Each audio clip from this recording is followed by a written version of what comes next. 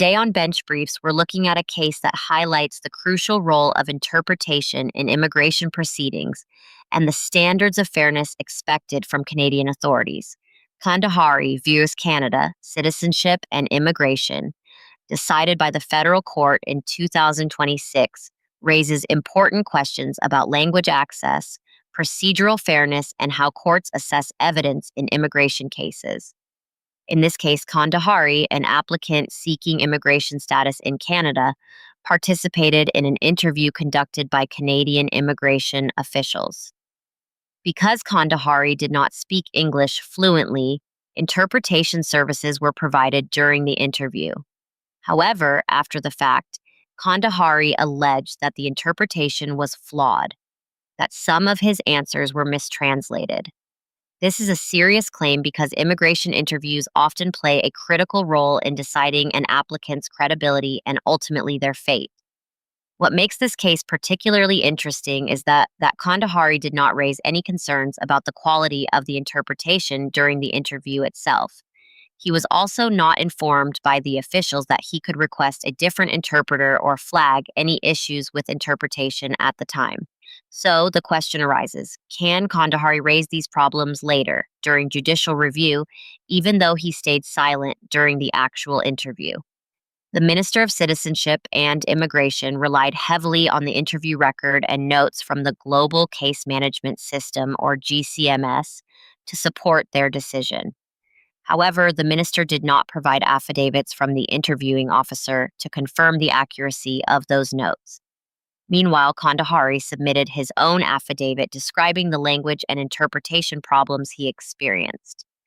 This affidavit was not challenged or contradicted by cross-examination, which is often a key way to test the reliability of such evidence.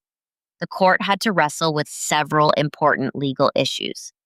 First, was Kandahari entitled to procedural fairness in the form of continuous, precise, competent, impartial, and contemporaneous interpretation during his interview? Procedural fairness is a foundational principle in Canadian administrative law, ensuring that individuals have a fair chance to present their case and understand the process. Second, the court considered whether any mistranslated answers were consequential. In other words, did these errors affect the credibility findings that were made against Kandahari? If interpretation problems led to mistaken impressions about his truthfulness, that could undermine the fairness of the decision. Third, the court examined whether Kandahari's failure to raise interpretation concerns at the time of the interview barred him from relying on those errors later in judicial review proceedings.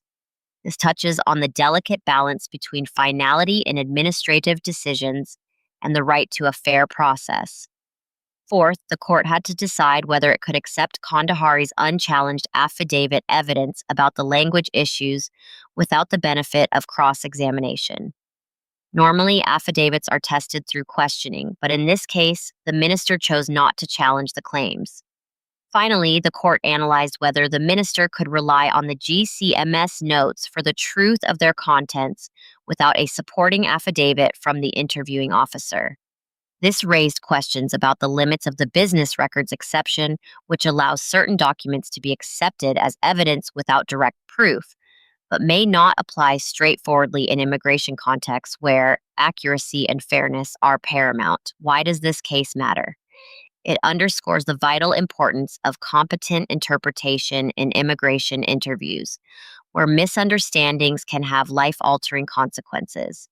It also highlights that procedural fairness requires not just providing interpretation, but ensuring that applicants know they can speak up if problems arise. The decision reminds immigration authorities to document their processes carefully and support their evidence transparently. From a broader perspective, Kandahari vs. Canada reinforces that courts will closely scrutinize the fairness of administrative procedures, especially when language barriers are involved. It sends a clear message that administrative bodies must do more than just check boxes. They must actively ensure that applicants are heard and understood. For applicants, it signals that while raising issues promptly is ideal, Courts may still consider evidence about procedural problems later if those problems affect the fairness of the outcome. Thank you for listening to this episode of Bench Briefs. Join us next time as we unpack another important legal decision shaping the Canadian justice landscape. Until then, take care.